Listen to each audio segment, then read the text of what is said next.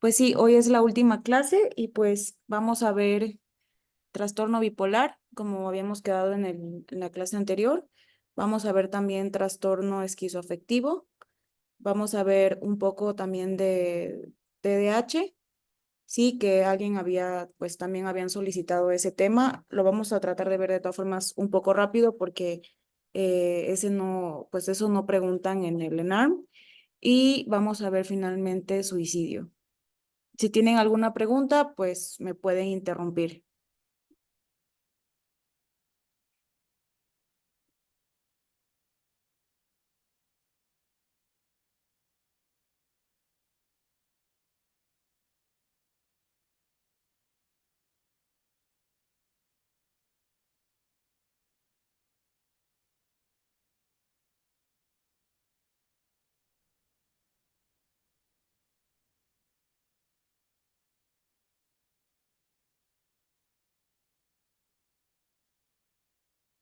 Bueno, creo que están.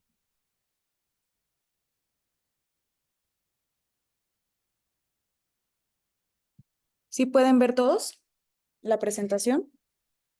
Sí, doctora. Sí, Sí. Sí, doctora. Bueno, vamos a iniciar y vamos a iniciar con trastorno bipolar. Bueno, una definición breve, pues ya sabemos que es un trastorno mental, es crónico y pues básicamente donde está afectada la regulación del estado de ánimo y esto da lugar a tener episodios ya sea depresivos como episodios de hipomanía o de manía.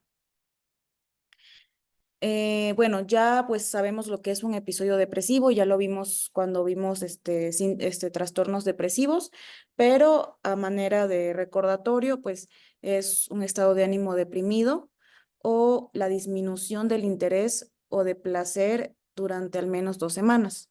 ¿Ok? Ya sabemos que a la disminución de interés o de placer la conocemos como anedonia. Y además tienen que estar presentes 5 o más de los siguientes criterios, donde puede ser disminución del interés o el placer por casi todas las actividades, pérdida de peso sin hacer dieta o incluso aumento de peso porque hay un aumento en el apetito.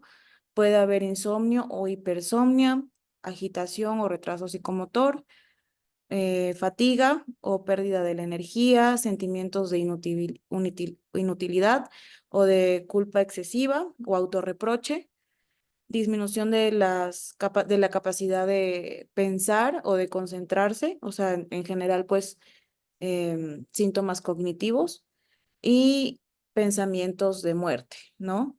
Entonces, pues ya lo habíamos visto, pero pues para recordar que en el trastorno bipolar también van a estar presentes estos episodios depresivos, pero la diferencia como tal con el trastorno depresivo mayor es que van a haber episodios maníacos. Y hagan de cuenta que es todo lo contrario a un episodio depresivo, ¿sí? Aquí, en cambio, el estado de ánimo va a estar anormalmente elevado, puede estar elevado o puede estar incluso irritable. No necesariamente los pacientes refieren que se sienten muy felices. A veces, pues, más se los percibe muy irritable, están expansivos, eh, y tienen una persistente actividad o energía que dura como mínimo una semana, ¿sí? Para diagnosticar un episodio maníaco hay que recordar que mínimo estos síntomas tienen que estar presentes durante una semana, así como para diagnosticar episodio depresivo, los síntomas deben estar presentes 2 semanas.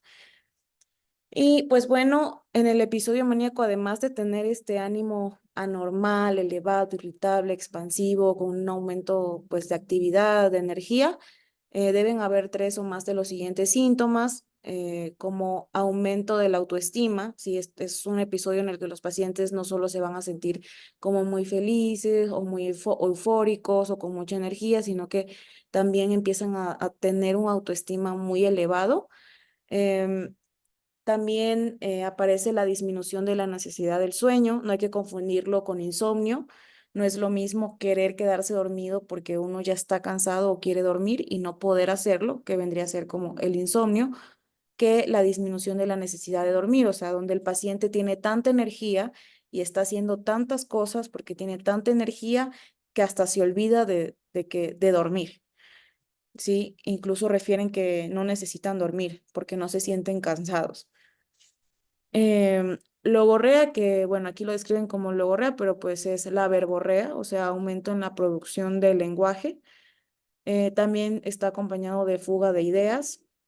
El paciente difícilmente llega a metas, hablan demasiado y además a una velocidad tan rápida porque su pensamiento también está yendo tan rápido que incluso tiene justamente esta fuga de ideas, o sea, no concretan una idea específica porque se saltan de una idea a otra, porque su pensamiento está muy acelerado. Hay facilidad en la distracción, se distraen fácilmente. Hay un aumento en la actividad dirigida en objeto. Por ejemplo, de repente se ponen a hacer alguna actividad que antes no la hacían o la hacían de manera pues cotidiana por un tiempo determinado, ahora la quieren hacer todo el día o todo el tiempo, o incluso una actividad que nunca habían hecho antes. Y pues también empiezan a tener una participación en actividades que tienen consecuencias o actividades que son riesgosas para su salud o para su integridad. Por ejemplo, esto incluye a que pueden empezar a realizar gastos excesivos, endeudarse sin medir las consecuencias, pueden tener un aumento en su líbido y empezar a implicarse en actividades sexuales incluso de riesgo y también pueden llegar a se pueden llegar a involucrar en el consumo de sustancias durante este episodio. Si no lo habían hecho antes, lo pueden empezar a hacer durante un episodio maníaco o si ya lo hacían desde antes, pero de una manera leve, pues en el episodio maníaco el consumo de las sustancias puede incrementarse. ¿Sí? Entonces, pues y cualquier actividad que sea riesgosa, pues ellos podrían verse como más motivado a hacerla. Entonces, bueno, eso para eh, diferenciar, ¿no? Entre un episodio depresivo y maníaco. Pero también tenemos el episodio hipomaníaco, ¿sí? Va a ser parecido al maníaco, pero va a tener ciertas diferencias que son muy importantes y la principal es el tiempo. Ya habíamos dicho que para el episodio maníaco los síntomas debían estar presentes como mínimo una semana. En cambio, el episodio maníaco, los síntomas pueden estar presentes 4 días, o sea, de 4 días a más, ¿no? Y debe tener al menos 3 de los siguientes síntomas. Ay, perdón. Pero además de que va a tener estos síntomas que les voy a mencionar, aquí el funcionamiento no está alterado. O sea, en un episodio maníaco el paciente empieza a disfuncionar justamente porque tiene esta fuga de ideas, habla mucho, tiene mucha energía, no está durmiendo, empieza a involucrarse en actividades que son riesgosas, ¿sí? Entonces es muy marcado el episodio en los pacientes. Pero en el episodio maníaco, incluso a veces para las demás personas alrededor del paciente, incluso para el mismo paciente, puede pasar desapercibido porque el paciente se siente bien y sigue siendo funcional. De hecho, durante un episodio maníaco a veces incrementan su funcionalidad, pero pues no le genera como no le genera ningún malestar a él ni a las personas a su alrededor, entonces casi siempre pasan desapercibidos. Entonces, bueno, al menos deben haber aumento de la actividad en general, ¿sí? O inquietud física, asimismo aumento de la energía, empiezan a hacer más ejercicio, empiezan a tener más energía, empiezan a tener menos sueño que antes, ¿sí? Pues la verborrea también está presente, también tienen distraibilidad, dificultad para concentrarse, empiezan también a tener disminución en la necesidad del sueño, tienen un aumento también en el líbido, ¿sí? También pueden empezar a tener como más actividades sexuales y pues puede haber un leve aumento en gastos o otro tipo de comportamiento que justamente sea riesgoso para el paciente y puede haber aumento de su socialización con otras personas o su familiaridad con otras personas. Pero como dije, o sea, en realidad es muy parecido a un episodio maníaco, con la diferencia es que este va a durar desde 4 días en adelante y no va a interferir con la funcionalidad del paciente. Y pues, como les digo, casi siempre pasan desapercibidos, porque como son pacientes que tienden a tener antecedente de tener episodios depresivos, entonces cuando les llega en un episodio depresivo donde están lentos, donde están fatigados, donde no tienen motivación, no tienen ganas de hacer nada, pasan con sueño todo el día, pasar a un estado hipomaníaco donde de repente se sienten con energía, se sienten mucho mejor, sienten que ya no duermen tanto durante el día, donde se sienten más productivos, pues justamente pues por eso pasa desapercibido e incluso pues no es godistónico. O sea, los pacientes pues les gusta estar hipomaníacos porque siente que durante la hipomanía son funcionales, pero no significa que de todas formas pues sea normal un episodio hipomaníaco. De todas formas es un episodio donde estamos teniendo pues disfunción en neurotransmisores de nuestro cerebro, especialmente dopamina, y pues de todas formas son estados tóxicos para el cerebro. Y esto es muy importante, también en los episodios maníacos no pueden haber síntomas psicóticos, es decir, el paciente no puede tener ni alucinaciones ni ideas delirantes. En el momento en el que un paciente que está en un episodio, así lo vemos como tipo maniatiforme, en el momento en el que ya tiene alucinaciones, ideas delirantes o comportamiento desorganizado, solamente basta que tenga síntomas psicóticos para ya ser considerado un episodio maníaco, independientemente de cuántos días lleva el episodio. O sea, aunque no haya cumplido una semana, si el paciente tiene los síntomas de un episodio maníaco y además tiene alucinaciones, ideas delirantes o comportamiento desorganizado, o sea, está con síntomas psicóticos o está psicótico, pues automáticamente pasa a ser un episodio maníaco.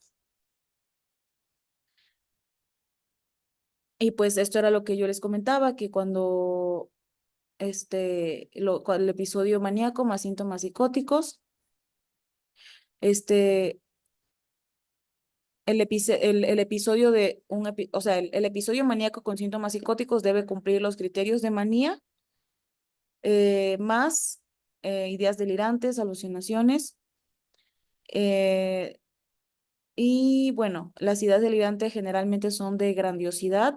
Sí, generalmente son pacientes que empiezan a decir que, no sé, que tienen la misión de salvar al mundo o que ellos pueden con todo, o que sienten que tienen el mundo en sus manos.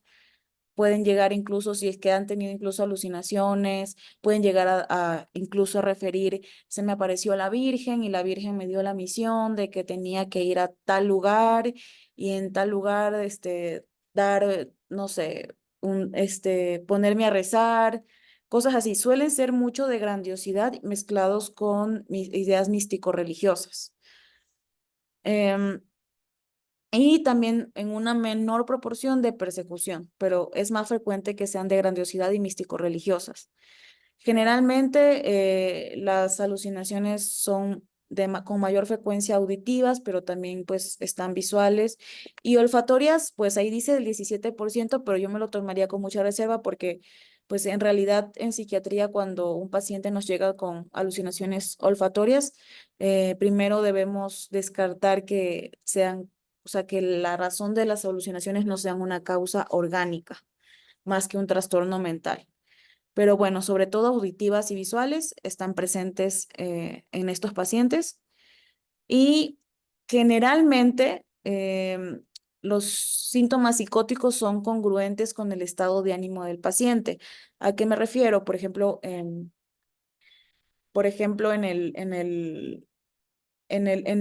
un paciente que está en un episodio maníaco, pues que se siente con mucha energía, que siente un autoestima elevado. Generalmente sus ideas delirantes o sus alucinaciones van acorde a su estado de ánimo, por eso es que se sienten como grandiosos, como que son muy importantes o tienen una misión, ¿sí? Es precisamente porque va acorde con su estado de ánimo, así como cuando tenemos también síntomas psicóticos en un paciente que está deprimido, generalmente también suelen ser como de persecución, como de o las ideas delirantes de tipo nihilistas, de que yo estoy muerto y están convencidos de que ya están muertos, o que no tienen órganos, o que no tienen sangre. O sea, generalmente estas ideas delirantes alucinaciones suelen ir en relación al estado de ánimo del paciente, pero no es una regla, o sea, no siempre va a ser así, pero es lo que generalmente se ve. Y pues dentro del espectro del trastorno bipolar tenemos diferentes tipos. Primero tenemos el trastorno bipolar tipo uno, donde para diagnosticar este trastorno, al menos el paciente tuvo que haber tenido un episodio maníaco, ¿ok? O un episodio mixto. Mixto es cuando tiene tantos síntomas de un episodio maníaco como síntomas depresivos, que también puede llegar a presentarse. Pero eso ya es como muy específico. Pero bueno, para diagnosticar un trastorno bipolar tipo uno, no importa si el paciente ha tenido o no previamente episodios depresivos, basta que solamente tenga un episodio maníaco para recibir el diagnóstico de trastorno bipolar tipo uno. Luego tenemos el trastorno bipolar tipo 2, donde aquí sí va a tener al menos el paciente episodios depresivos, al menos más de un episodio depresivo, y por lo menos ha tenido un episodio hipomaníaco. Generalmente este trastorno del el bipolar tipo 2 es más complicado de diagnosticar justamente porque, como les decía, los episodios hipomaníacos suelen pasar desapercibido.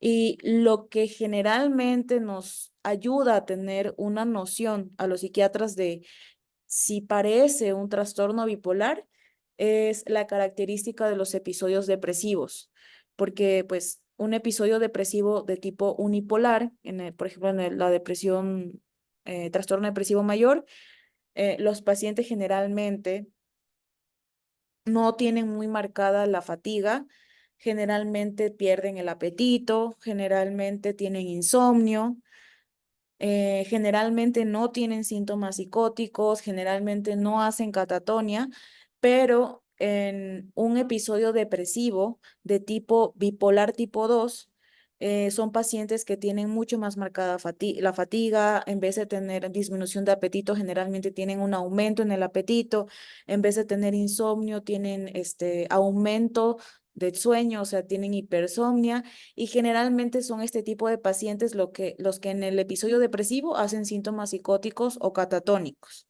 Entonces, tal vez como tal, no con un episodio depresivo o dos, un psiquiatra puede decir, esto es un trastorno bipolar tipo 2.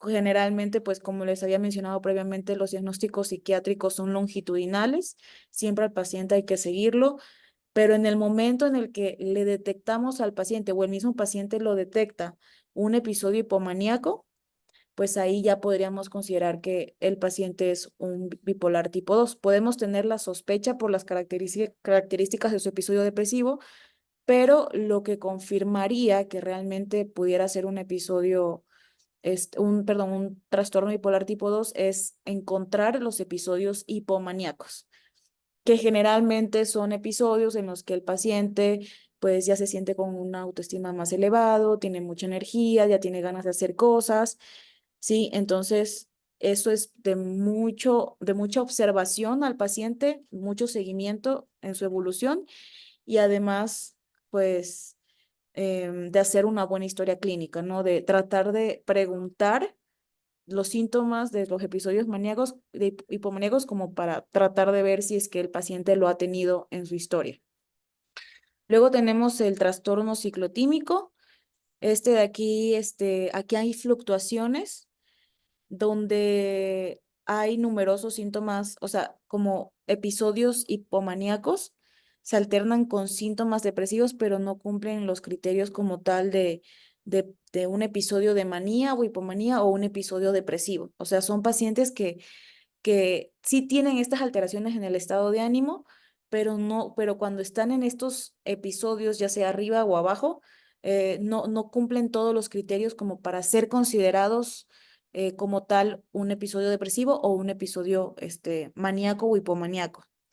Y pues para estar este diagnóstico, al menos el paciente tuvo que haber tenido estas fluctuaciones en su estado de ánimo en un periodo de 2 años. O sea, en 2 años el paciente tuvo que haber tenido estas fluctuaciones pero no, durante esos 2 años no tuvo que haber un periodo libre de estos síntomas por más de 2 meses.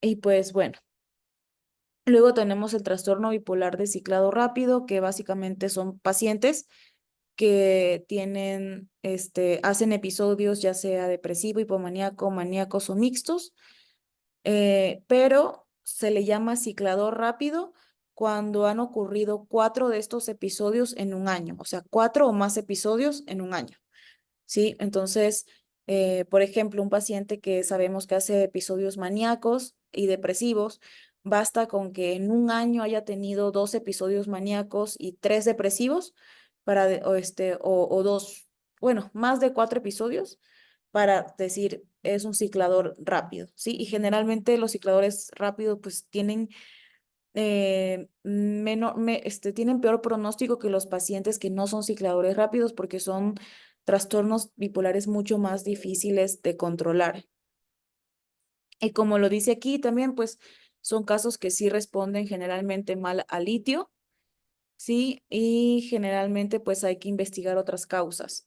Cuando tenemos un ciclador rápido, hay que buscar si hay alguna patología tiroidea o alguna otro algo más orgánico que pudiera estar generando esto, generalmente pues de tipo tiroideo, pero pues independientemente de una causa orgánica, sí hay como tal el trastorno bipolar de ciclado rápido y tienen como mal pronóstico. Y esto es como para ver en qué consiste la manía y la hipomanía y la depresión, ¿no? La eutimia pues es lo normal, ¿no? Ni muy arriba ni muy abajo. Sí, este es un estado de ánimo en el que sí pueden haber fluctuaciones, es normal, hay reactividad emocional en las personas, entonces es normal que haya cierta fluctuación en el estado de ánimo, especialmente pues cuando hay momentos muy felices o momentos muy tristes o momentos de duelo o pues todo eso, ¿no? Entonces, cuando nos vamos hacia abajo, pues podemos tener síntomas depresivos y cuando ya nos vamos así, pues muy, muy abajo, pues como tal ya es una depresión mayor. Y asimismo, cuando ya se sale de esta normalidad, nuestro ánimo elevado, podemos llegar a tener hipomanía y pues si ya nos vamos hacia un extremo, pues la manía. Si esto como para localizar en qué nos referimos, pues gráficamente cuando hablamos de depresión, de eutimia, que es la normalidad, y pues hipomanía y manía. Y el tratamiento, pues, del trastorno bipolar debe adaptarse según las necesidades del paciente.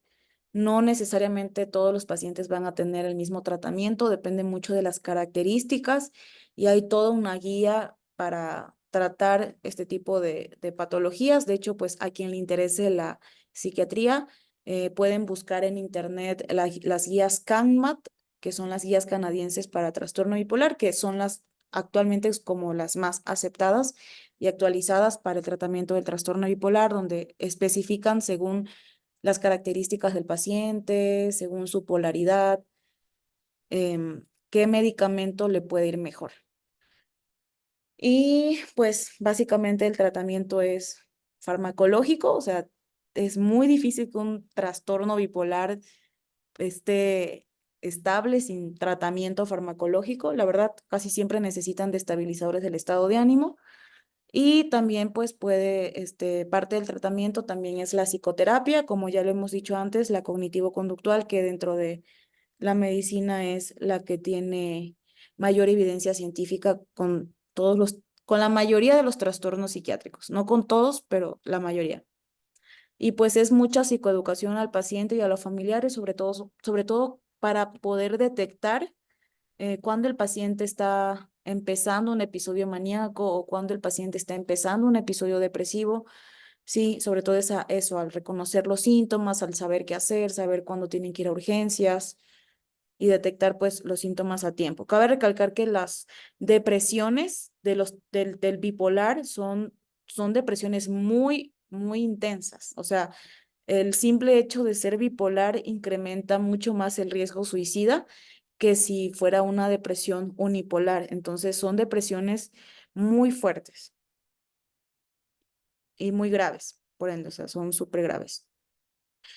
Y pues el tratamiento, pues básicamente en el trastorno bipolar se utilizan los estabilizadores del estado de ánimo. En el caso del episodio maníaco, cuando el paciente pues solo tiene hipomanía, se puede tratar con carbonato de litio.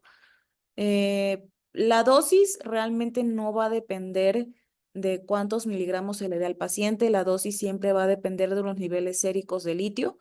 Generalmente, pues, el nivel sérico de litio terapéutico para tratar un episodio maníaco debe oscilar entre 0,8 a 1,2 equivalentes por litro. O sea, literalmente al paciente se le inicia litio y a la semana hay que pedirle niveles de litio para ver si ya está en un rango terapéutico. Y algo que me parece súper importante recalcar y como que también concientizar en general a los médicos es que no se diagnostica trastorno bipolar con niveles de litio. Hay veces que les mandan a pedir litio a los pacientes y cuando los pacientes ni siquiera están tomando litio y obviamente los niveles de litio van a salir bajos porque el paciente no está tomando litio. Y no porque los niveles de litio estén bajos significa que tiene trastorno bipolar o que necesite litio. Sí, y eso es un error que se ve muy frecuente en la práctica médica y que está mal, sí, o sea, nunca diagnostiquen trastorno bipolar por niveles de litio, no le manden a pedir litio a un paciente si no está tomando litio. Y pues sí, o sea, el litio simplemente se pide cuando ya le estás dando, ya sabes que el paciente tiene un trastorno bipolar, le estás dando litio al paciente, tienes que medir los niveles séricos de litio justamente para llegar al rango terapéutico y justamente también para que no se te pasen los niveles de litio, o sea, que no suban tanto porque ahí sí puede haber también una intoxicación por litio. Entonces, eso me parece también como muy importante recalcar. Y pues el otro estabilizador es el ácido valproico o valproato. Y la dosis pues también puede oscilar entre 500 a 1500 miligramos al día, pero realmente tanto el litio como el valproato depende mucho de dosis respuesta, o sea, porque no de entrada uno le va a poner dosis altas al paciente. Siempre requiere una monitorización y ver cómo va respondiendo el paciente. Y pues sí, en caso de que el paciente tenga pues mucho insomnio o que es bueno, aquí la verdad el término insomnio pues no estaría bien empleado, sino más bien la de necesidad del sueño. En caso de que el paciente de verdad no esté durmiendo y nos urja que el paciente ya empiece a estabilizar sus horarios del sueño, podemos incluir benzodiazepinas como lorazepam o clonazepam en la noche para que eso les ayude a dormir, pero siempre recordando que cuando iniciamos clonazepam, se recomienda que el paciente no esté más de 3 meses en general, con una benzodiazepina. O sea, siempre que iniciamos benzodiazepinas es para tratar algo que hay que tratarlo inmediatamente, algo agudo, y con miras siempre de irlo disminuyendo poco a poco para tratar de que el paciente no esté más de 3 meses con una benzo. Ya, como tal, el tratamiento del episodio maníaco, pues va a ser igual. O sea, es con litio, con también, o sea, tienen que llegar a niveles terapéuticos. Para tratar el episodio maníaco sería un nivel terapéutico entre 1 a 1,5 de litio. Y pues podemos agregar benzodiazepinas también en caso de que el paciente necesite dormir. Y ya en manías que ya son más severas o manías que ya tienen síntomas psicóticos, pues ahí sí no solamente el paciente va a necesitar un estabilizador del estado de ánimo con benzodiazepina, sino ya también antipsicótico. Generalmente, pues lo que dicen las guías canadienses es que nuestro antipsicótico de primera elección para tratar un episodio maníaco es la olanzapina. Entonces, hay otros antipsicóticos, también son buenos, pero generalmente suele ser la olanzapina y quetiapina. La verdad es que para alcanzar dosis antipsicóticas se necesitan dosis demasiado altas, así que pues no lo usamos para eso. Pero bueno, obviamente en caso de que el paciente pues no responda a estos antipsicóticos, de segunda generación, pues tenemos también el rey de los antipsicóticos, que es la clozapina, que ya se utilizaría en pacientes que de plano no están respondiendo sus síntomas psicóticos al tratamiento empleado. Luego, ¿cómo tratar un episodio depresivo? Pues aquí podemos también, o sea, seguimos pensando en dar un estabilizador del estado de ánimo.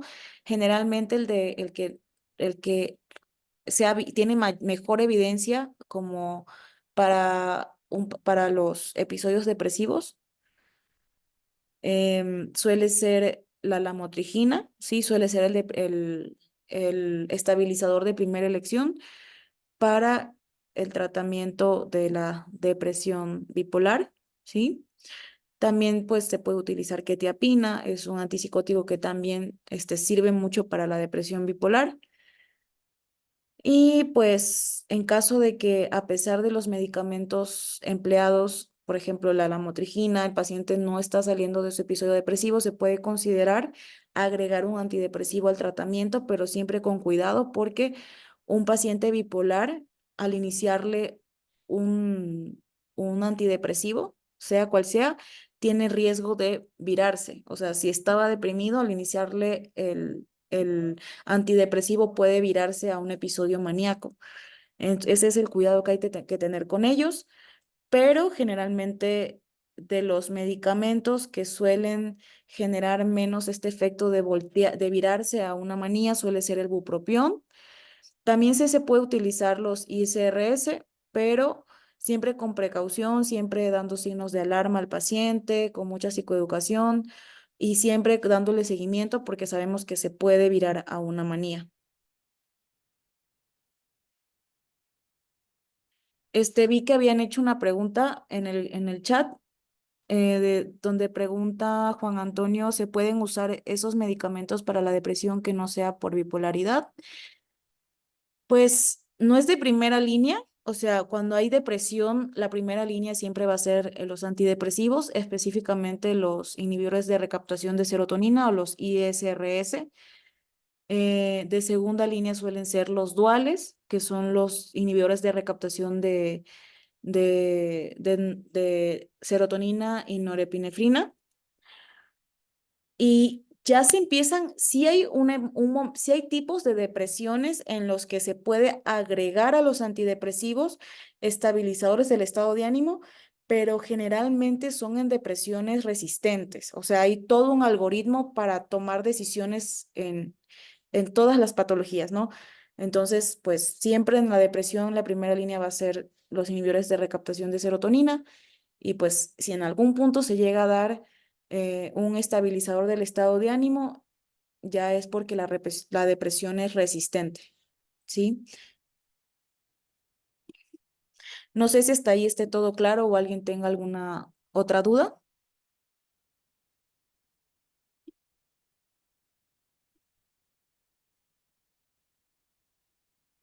No, vamos bien. No, Ok. doctora, gracias. Vamos bien. Ok. Bueno, entonces eso fue trastorno bipolar. Realmente, pues lo más importante es recordar pues que el tratamiento es con los estabilizadores, litio, valproato, lamotrigina, carbamazepina, todos esos son estabilizadores. Generalmente el más preguntado y más usado es el litio, en segundo lugar valproato y ya con respecto a identificarlos, o sea, saber que si un paciente tiene un episodio maníaco ya es un trastorno bipolar tipo 1, saber si tiene episodios hipomaníacos más depresivos es un tipo 2. Me parece que eso sería como lo más importante. Ahora vamos a ver el trastorno esquizoafectivo.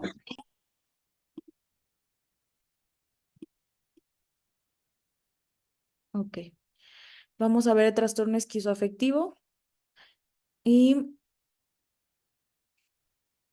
pues aquí el trastorno, una vez que ya entendimos en qué consiste el trastorno bipolar, sabemos en qué consiste el trastorno esquizoafectivo. Básicamente, pues el trastorno esquizoafectivo es un paciente, imagínense a un paciente que tiene imagínense, no es lo mismo, pero imagínense un paciente con esquizofrenia que sabemos que hace episodios, que está psicótico, que es una psicosis crónica, que puede estar subsindromático, o sea, estable, o puede llegar a tener pues sus episodios psicóticos. Ahora imagínense a este mismo paciente con esquizofrenia, pero que la mayor parte de la evolución de su enfermedad, además de tener síntomas psicóticos crónicos, hace episodios ya sea de manía o episodios depresivos, ¿sí? Eso es un trastorno esquizoafectivo. O sea, es un paciente que hace episodios depresivos o maníacos el mayor tiempo de la evolución, más de la mitad de la evolución de su enfermedad, pero entre estos episodios tiene síntomas psicóticos, ¿sí? Es como una combinación entre, entre la esquizofrenia y el trastorno bipolar.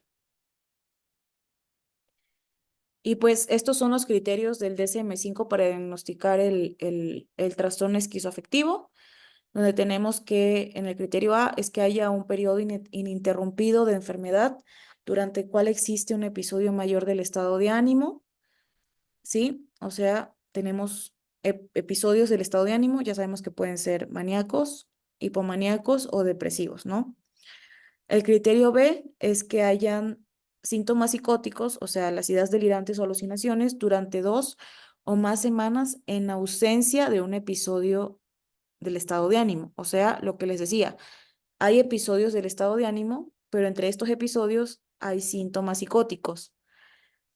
En el criterio C es que los síntomas que cumplen los criterios de un episodio del estado de ánimo estén presentes durante la mayor parte de la duración total de la fase activa y residual de la enfermedad. Es decir, que a lo largo de la evolución de toda su enfermedad, la mayor parte de su evolución justamente sea esto, sea que tengan episodios del estado de ánimo, ya sea depresivos o maníacos. Y el criterio D, que el trastorno no se puede atribuir por efectos de alguna otra sustancia. Y hay 2 tipos de trastorno esquizoafectivo. Uno va a ser el tipo depresivo, que es el paciente con trastorno esquizoafectivo que solo hace episodios depresivos a lo largo de la evolución de su padecimiento.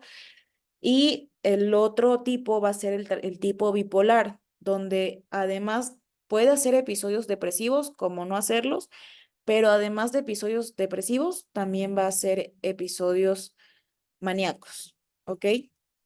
No sé si hay alguna duda con respecto al trastorno esquizoafectivo. O sea, como les dije, es como una combinación entre la esquizofrenia y el trastorno bipolar.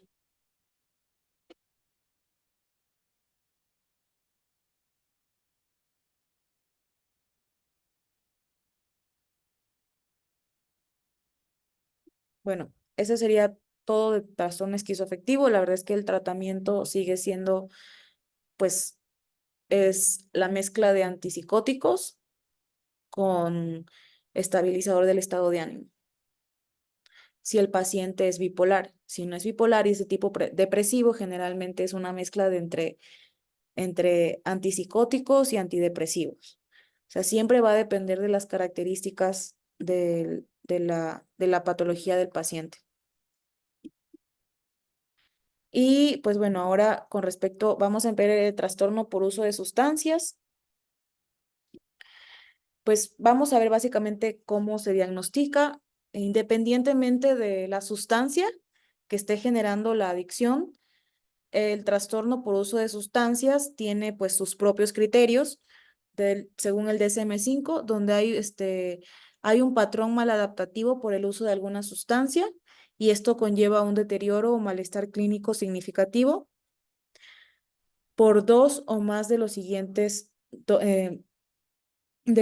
por 2 o más de estos síntomas que están aquí en 12 meses. O sea, al menos durante un año deben estar presentes los criterios. Y pues aquí tenemos que haya un uso recurrente de pues la sustancia, la que sea, que puede llevar a fallas en las obligaciones laborales, escolares o en el hogar, ¿ok? O sea, que el paciente esté empezando a tener problemas en ámbitos de su vida, ¿no? Que haya un uso recurrente en sustancias que implican, pues, un peligro físico para el paciente, un uso continuo a pesar de problemas sociales o interpersonales recurrentes causados o exacerbados por los efectos de la sustancia, que haya tolerancia a la sustancia, ¿sí? Que haya abstinencia en caso de que el paciente intente dejar la sustancia o en caso de que no la consuma durante varias horas o días.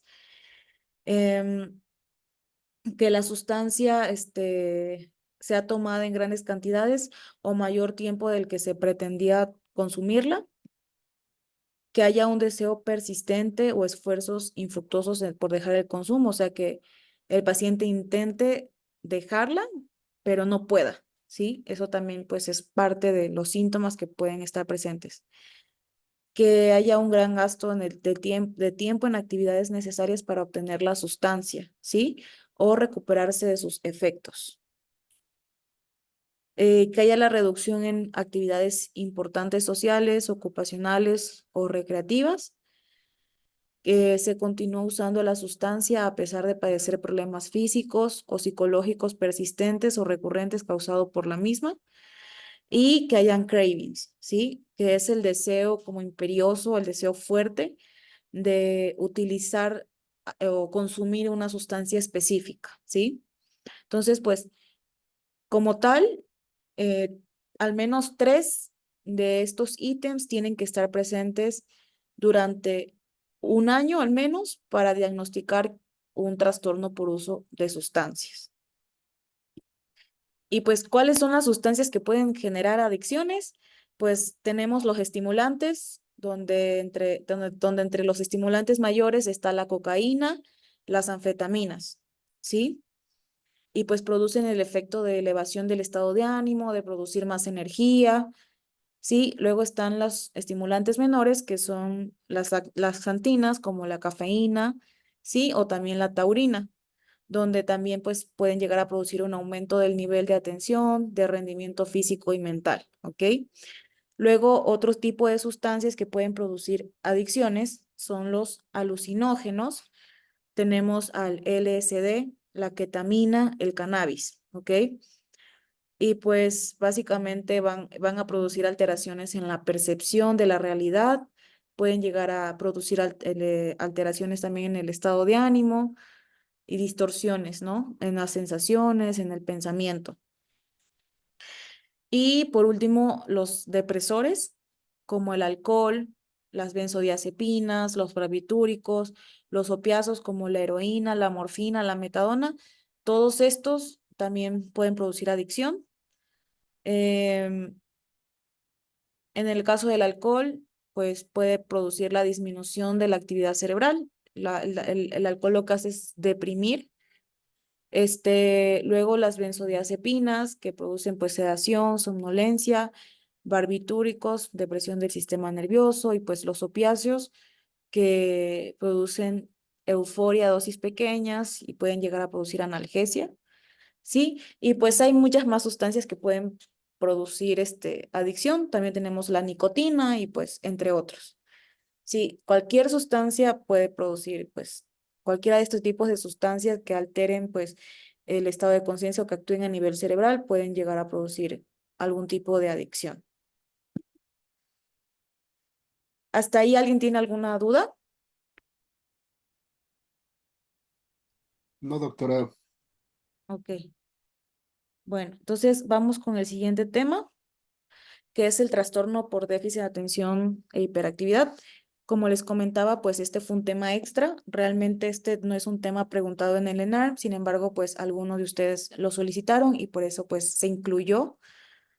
Y vamos a ir un poco rápido. De todas formas, si quieren hacer una pregunta, tienen alguna duda, igual pueden hacerla, pueden interrumpirme.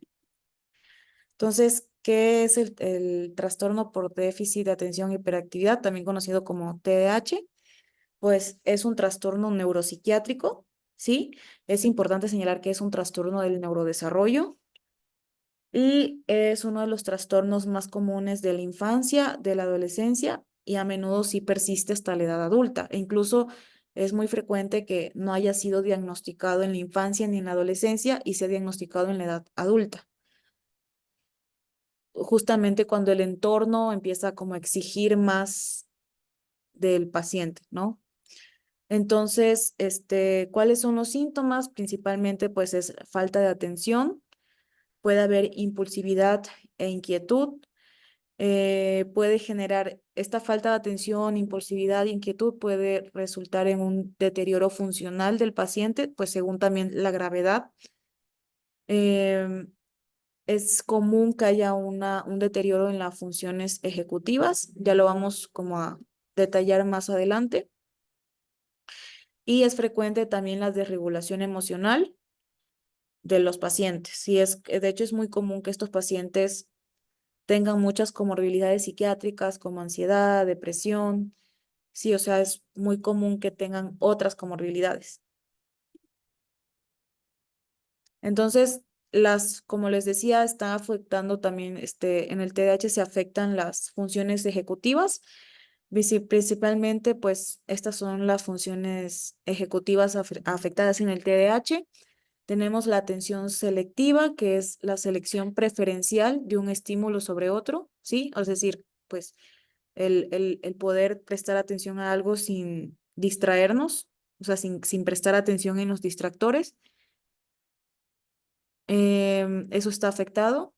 También tenemos la atención sostenida, que es la habilidad de continuar una tarea por un periodo prolongado de tiempo sin perder el rendimiento. Sí, eso también puede estar alterado en el TDAH.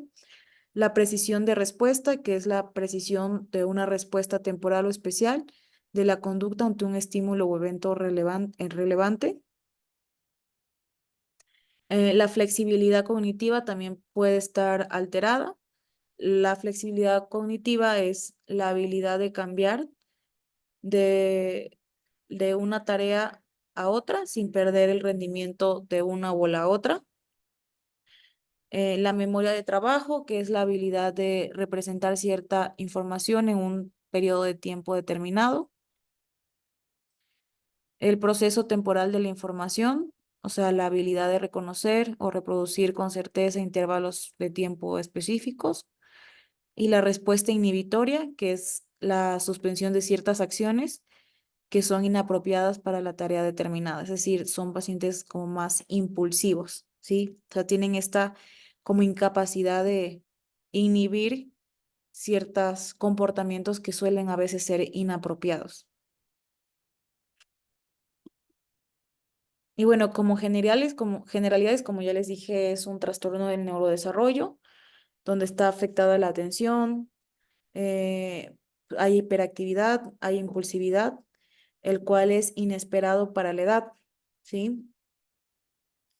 Y pues justamente estas son las tres presentaciones, la de con alteración en la atención, de hiperactividad o impulsividad.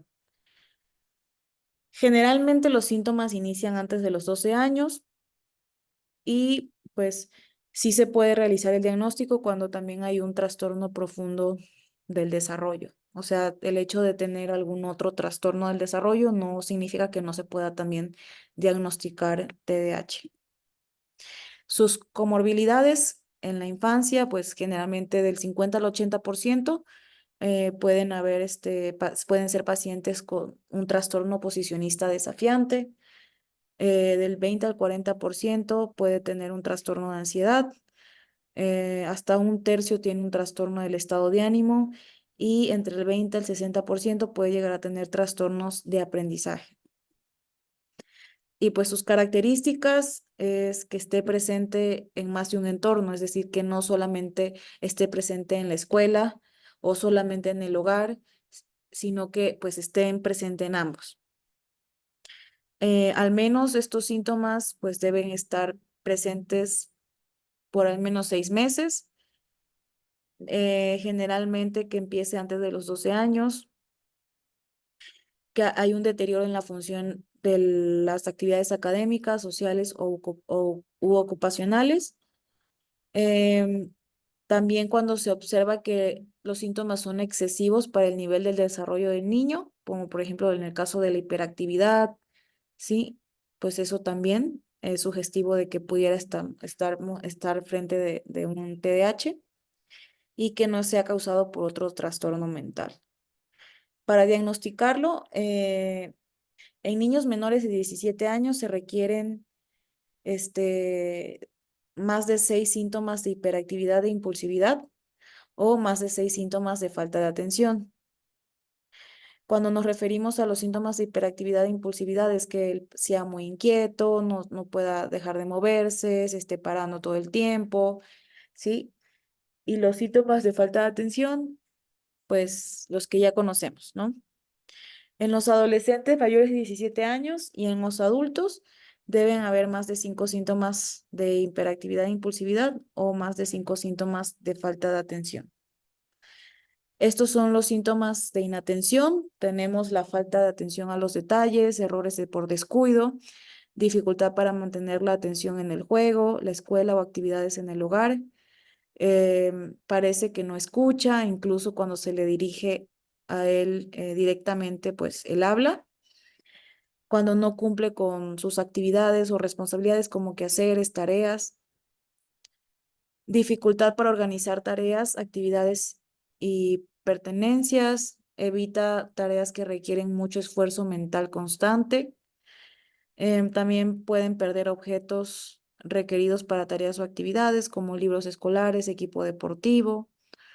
Se distraen fácilmente con estímulos irrelevantes y hay olvidos en actividades rutinarias como tareas, quehaceres. Esos son los síntomas de inatención. Y pues em, ya sabemos que más de 6 deben haber en un niño para diagnosticarlo y más de 5 en adolescentes y adultos.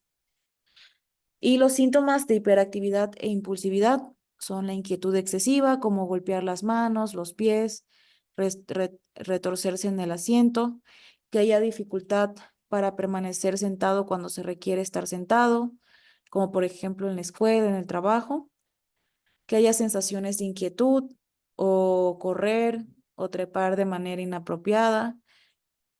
Sí, o sea, cualquier actividad que empiece sea como de inquietud, no sé, que se pongan a saltar, que empiecen a correr de la nada. Dificultad para jugar en silencio, que sea difícil de seguir, que parece siempre que el niño está en movimiento, que hable en exceso, que tenga dificultad para esperar turnos, que dé respuestas demasiado rápido, incluso a veces que antes de que le terminen la pregunta ya esté respondiendo o incluso cuando esté teniendo conversaciones, pues sea intrusivo o termine la ideas de los demás, así como la interrupción o intrusión de otros. Si estos suelen ser los síntomas de hiperactividad e impulsividad y pues generalmente pues cuando hay más de 6 de estos síntomas, eh, se da el diagnóstico en niños, como lo decía acá, y cuando hay más de 5 de estos síntomas en adultos o en adolescentes, pues también se puede dar el diagnóstico. Y bueno, esto es como un ejemplo de cómo evoluciona este trastorno.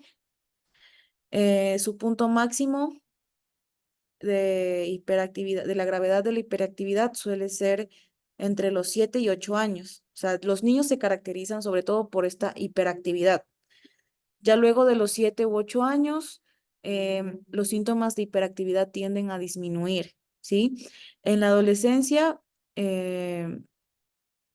pueden ser apenas perceptibles para los observadores, o sea, ya como los síntomas hiperactivos ya como que desaparecen, ya casi no se ven, pero de todas formas el paciente puede llegar a sentirse inquieto o calmarse, incluso puede tener la sensación de estar ansioso, pero generalmente puede ser que no sea realmente ansiedad, sino esta hiperactividad del TDAH y por eso no puede estar quieto o sentirse calmado.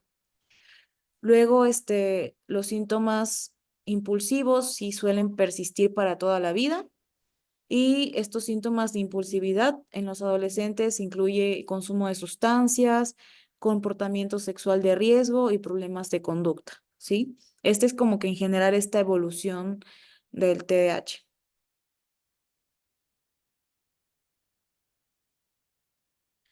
Y pues el tratamiento generalmente pues es farmacológico, pero también pues pueden beneficiarse de psicoterapia. El tratamiento de primera línea pues suele ser el metilfenidato, también la atomoxetina. También se brinda un tratamiento psicosocial donde hay psicoeducación, entrenamiento conductual para los padres y también entrenamiento en el manejo en el aula, ¿sí? En el caso de los profesores. También algunos requieren pues un tratamiento psicopedagógico para temas del aprendizaje y modificaciones en el estilo de vida. En caso de que los niños tengan edad preescolar de 45 a 5 años, se debe iniciar primero con terapia conductual en lugar de medicación, ¿sí? O sea, primero se inicia con terapia. Luego, ya en niños y adolescentes de edad escolar, ya mayores de 6 años, ya se puede iniciar el tratamiento con fármacos en compañía también de la terapia conductual, pero en caso de que los padres tengan la decisión, o sea, o no quieran que sus hijos reciban tratamiento farmacológico, se debe respetar la decisión de los padres, ¿sí? Porque hay que recordar que al ser ellos menores de edad, pues sus padres son sus tutores y los que toman esa decisión. Bueno, eso fue todo con TDAH. No sé si alguien tenga alguna duda de TDAH. Pues generalmente realmente es más común de lo que pensamos, solo que es muy poco diagnosticado. Es más, es muy probable que mientras se leían los síntomas de atención y de hiperactividad e impulsividad, algunos hayan sentido identificados, porque sí es más frecuente de lo que creemos. Bueno, ¿alguna duda para iniciar con suicidio? No, doctora. Ok. Bueno, entonces vamos a iniciar con suicidio. Aquí en suicidio, pues vamos a ver algunas definiciones que son importantes. Primero, qué es una fantasía de muerte? ¿Sí? La fantasía de muerte es el pensamiento o imaginación donde se involucran ideas o imágenes relacionados con su propia muerte o incluso la muerte de otros. ¿Sí? Un ejemplo de esto es que, por ejemplo, cuando uno se dice, me pregunto qué pasaría si me muero. ¿Sí? O cómo reaccionaría mi familia si me duermo y ya no despierto. ¿Qué hago si se muere mi mamá? O sea, cosas así, ¿no? Son fantasías de muerte, son comunes, realmente todo el mundo en algún momento tenemos fantasías de muerte y generalmente pues no son patológicas, o sea, todos en algún momento pues hemos fantaseado con la muerte. Ya es diferente a una idea de muerte. Ya una idea de muerte ya es un pensamiento relacionado con el deseo de morir. ¿Sí? Pero no por una muerte provocada, ¿sí? O sea, no por un suicidio, sino por causas naturales o externas, como por ejemplo, cuando uno dice quisiera morirme, quisiera dormir y nunca más despertar, quisiera que me atropellara un auto, ¿sí? O sea, como el deseo de morir, pero no por uno mismo quitarse la vida, sino por una causa externa, ¿sí? Como yo quisiera morirme, pero no sé, porque una enfermedad o cosas así.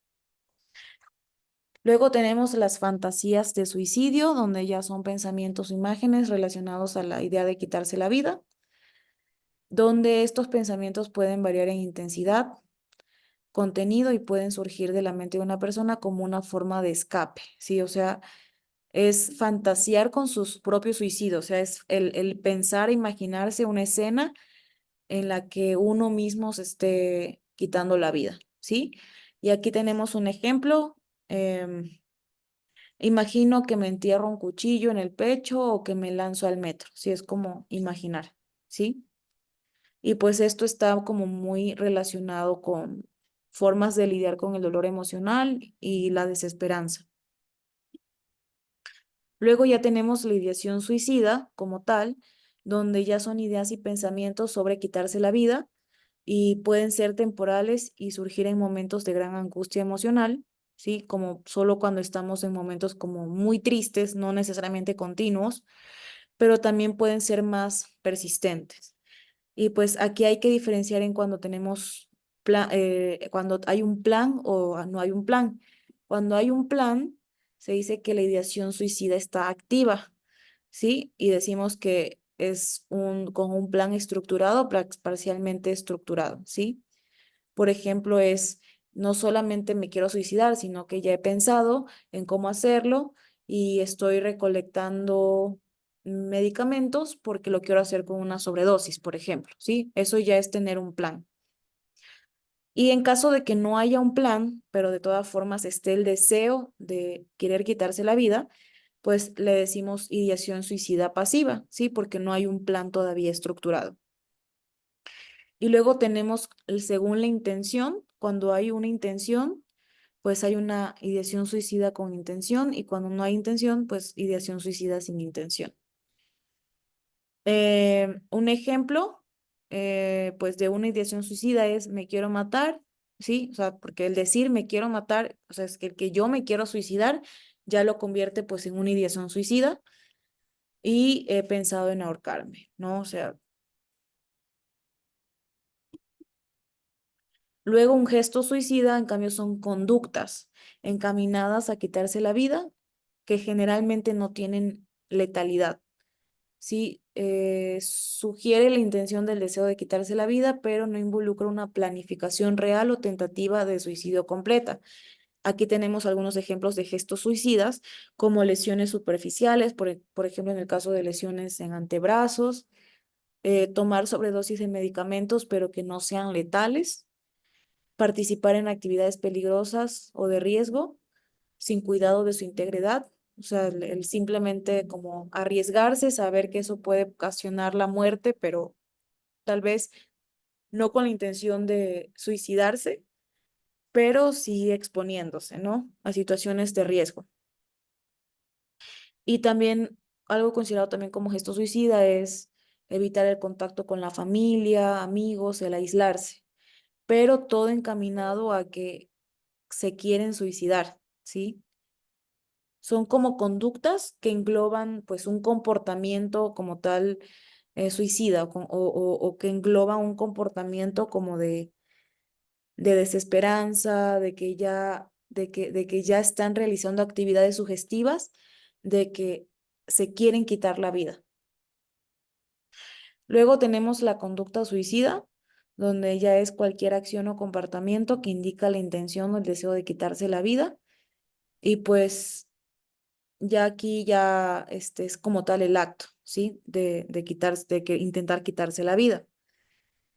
Y tenemos la autolesión con intención suicida, que son comportamientos autolesivos con la intención de morir, como por ejemplo, no sé, tomarse una sobredosis de fármacos sabiendo que te vas a morir, o enterrarse un cuchillo sabiendo que te vas a morir, ¿sí? Todo lo que sea con intención suicida, pues es una autolesión con intención suicida. Y pues algo que es importante es que no hay diferencia entre un intento de suicidio o autolesión con intención suicida. O sea, es lo mismo. Ya sea en el momento en que te estás haciendo algo a ti mismo con intención de morir, eso ya es un intento de suicidio, independientemente de si al final si termina en suicidio o no. Y también hay autolesiones sin intención suicida, ¿sí? Esos son pues comportamientos autolesivos sin la intención de morir. Generalmente involucra cortaduras superficiales en la piel para aliviar emociones negativas. O sea, son autolesiones, pero no tienen una intención suicida. Y ya como tal, la planificación suicida es cuando ya la persona está, además de teniendo una ideación suicida, ya elabora un plan concreto para llevar a cabo su intento de suicidio. ¿Sí? Y pues ya implica una serie de pasos y decisiones que toma la persona o el paciente con el objetivo de lograr esta muerte provocada, ¿no? Y pues esto puede variar en el nivel de detalle y complejidad, o sea, ya depende de cómo cada paciente estructure su plan suicida. Y ya como tal, un intento de suicidio es un un acto autodestructivo con la finalidad de finalizar con la vida de uno mismo. Em, el intento interrumpido es cuando el acto de quitarse, el acto para quitarse la vida es como interrumpido por otra persona, por un tercero, antes de iniciar el mismo. O sea, por ejemplo, no sé, se iba a un paciente que se iba a aventar hacia el metro, pero antes de hacerlo, o sea, tenía toda la intención de hacerlo, lo iba a hacer, pero antes de eso, una persona lo interrumpió, ¿sí? A eso más o menos me refiero. Y un ejemplo es como un paciente que haya querido dispararse, pero alguien lo vio y le quitó una pistola. Ya eso es un intento interrumpido. Luego está el intento abortado, donde es el mismo paciente el que se arrepiente y no realiza el acto de matarse. Pero también se considera esto un gesto suicida, el hecho de haber tenido la intención, haber estado a punto y arrepentirse, pues es igual un gesto suicida. Y pues tenemos diferentes definiciones de suicidio. Según la OMS, el suicidio es el acto intencionado de quitarse la vida. Según la American Foundation for Suicide Prevention, es un acto deliberado de matarse a uno mismo que resulta en la muerte. Según la APA, el suicidio es la acción voluntaria de poner fin a la propia vida.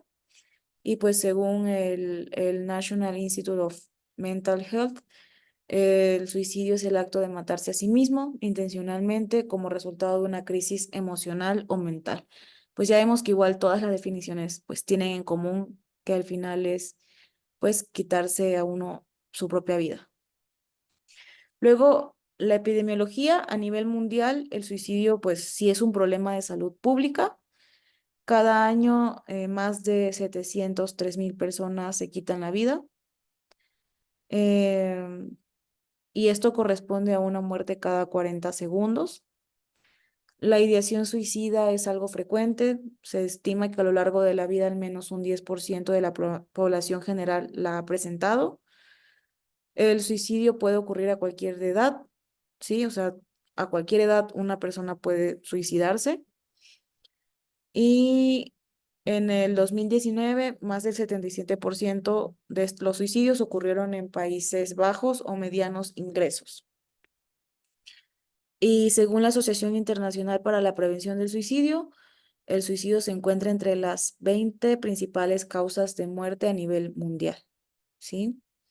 Y su situación en México, pues según la INEGI, en el 2015 se registraron 6,285 suicidios, lo cual representa una tasa de 5,2 fallecidos por cada 100,000 habitantes. La tasa de suicidio fue 8,5 por cada 100,000 hombres y 2 por cada 100,000 mujeres. ¿Sí? O sea, ocurrió más en hombres que en mujeres. Las entidades federativas que tuvieron mayores tasas de suicidio fueron, en primer lugar, bueno, fueron Chihuahua, Aguascalientes, Campeche y Quintana Roo. El número de suicidios en el 2020 en México creció hasta 7,896 suicidios, pues justo coincide con la fecha más o menos del COVID. Y pues en México se suicida, y ya con ese resultado, pues se concluyó que en México se suicidan 22 personas cada día. Y pues esto supone en México una tasa de 6,1 por cada 100,000 habitantes. Y de estos 7,896 suicidios ocurridos en el 2020, 6,386 fueron suicidios de hombres y 1,424 de mujeres. O sea, es decir, se mantiene esta relación de que es más frecuente en hombres que en mujeres. Y pues aquí tenemos, según las tasas, que se suicidan 10,2 hombres por cada 100,000 y 2,2 mujeres por cada 100,000. ¿Cuáles van a ser los factores predisponentes? Primero, la heredabilidad. En los estudios de gemelos se ha visto que hay una heredabilidad desde el 30 al 50%. Los hijos de personas que intentaron suicidarse tienen 5 veces más riesgo de suicidarse, o sea, de intentar suicidarse que el resto de la población. De hecho, en la historia psiquiátrica, pues sí es muy importante saber si algún familiar falleció justamente por suicidio, porque eso incrementa el riesgo del paciente. Em, no se ha logrado identificar algún gen responsable de la conducta suicida, pero las experiencias sociales negativas durante periodos críticos del desarrollo, sobre todo pues en la niñez, sí, como negligencia, abuso físico o sexual durante la infancia, sí están fuertemente asociados al comportamiento suicida a lo largo de toda la vida. Ya con respecto a las enfermedades psiquiátricas, pues las enfermedades psiquiátricas se relacionan con más del 90% de los suicidios consumados. El trastorno depresivo mayor y el trastorno bipolar se relacionan al 50% de los suicidios consumados. Em, las personas con trastorno por uso de sustancias, especialmente alcohol, tienen mayor riesgo de suicidio, sobre todo en estado de ebriedad.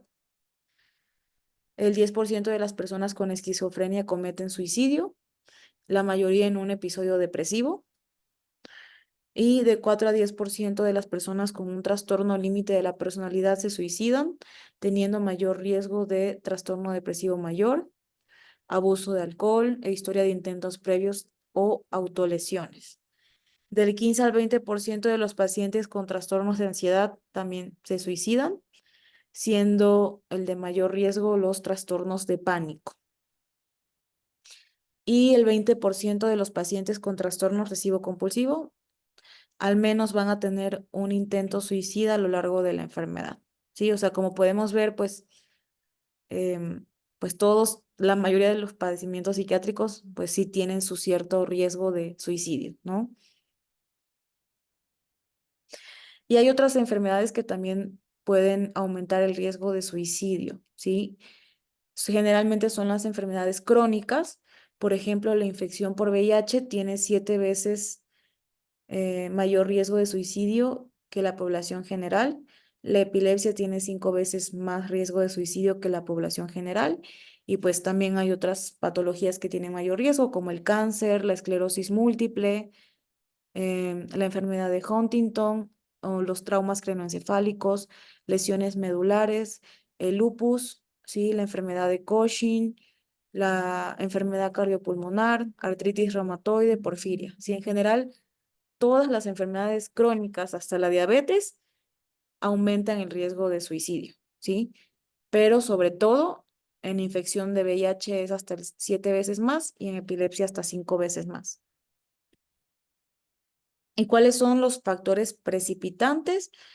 Pues el 40% de las personas que mueren por suicidio ya han tenido intentos previos. O sea, una persona que se muere por suicidio generalmente ya lo había intentado antes.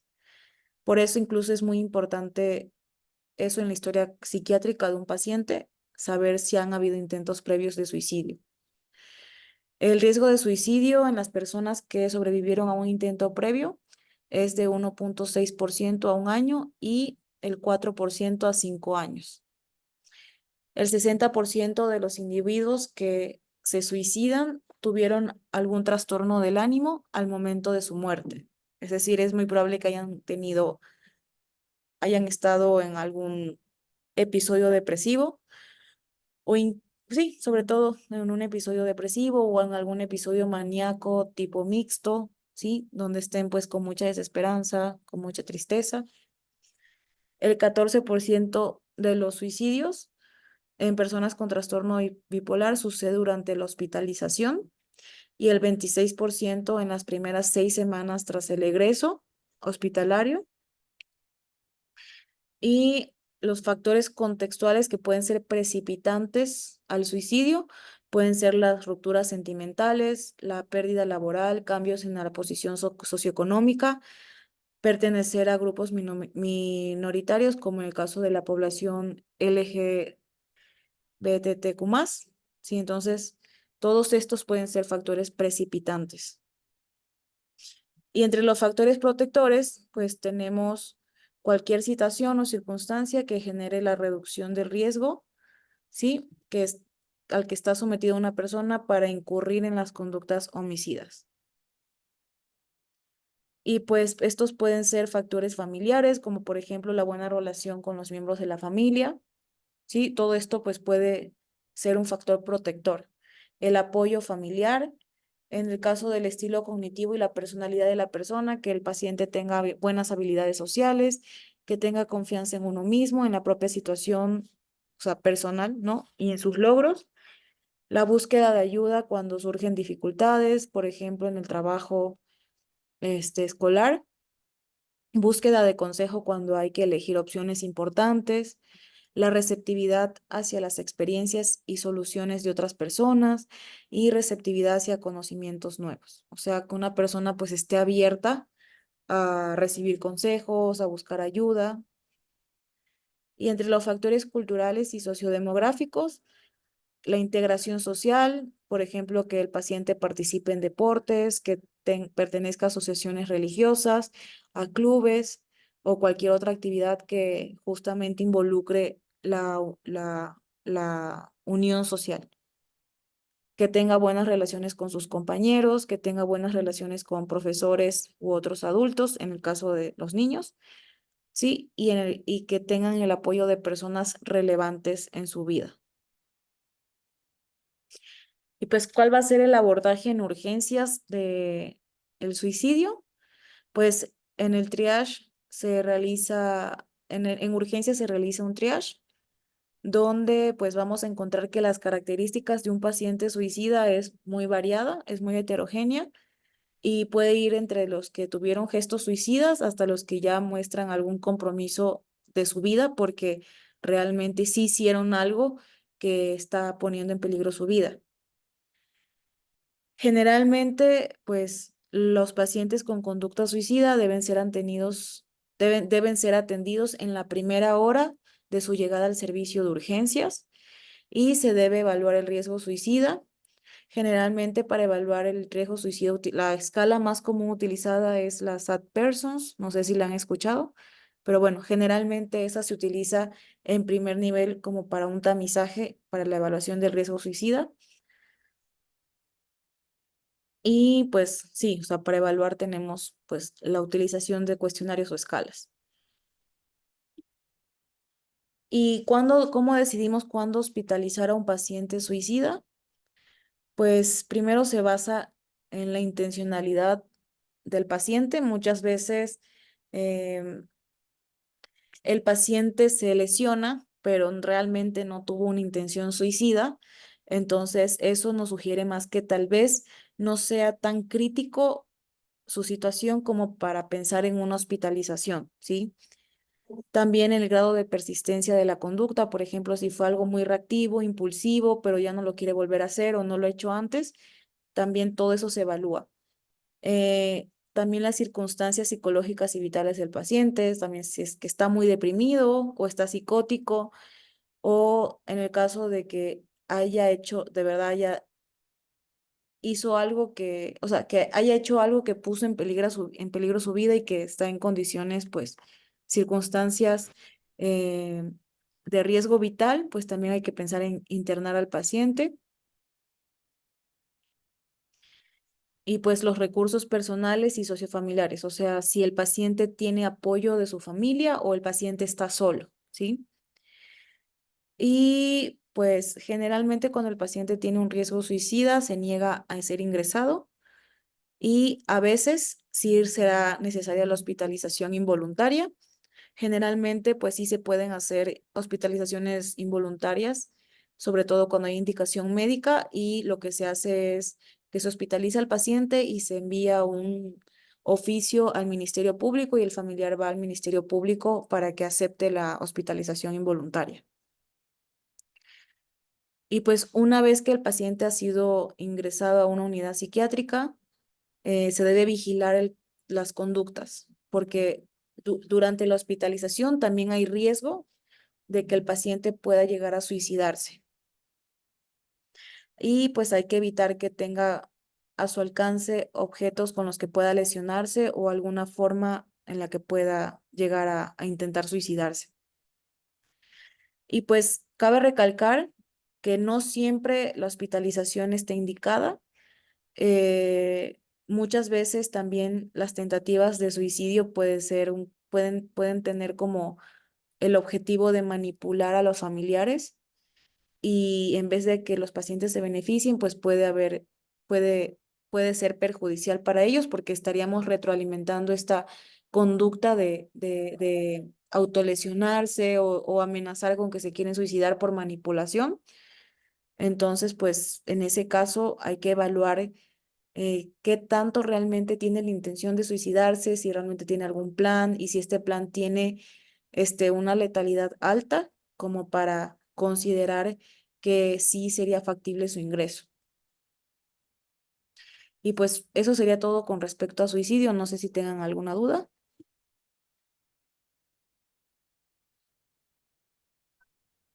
Gracias, doctora. Gracias, doctora. Ok, Gracias, doctora. Gracias. ok. Gracias, doctora. Bueno, muchas gracias a ustedes también. Que estén bien. Chao.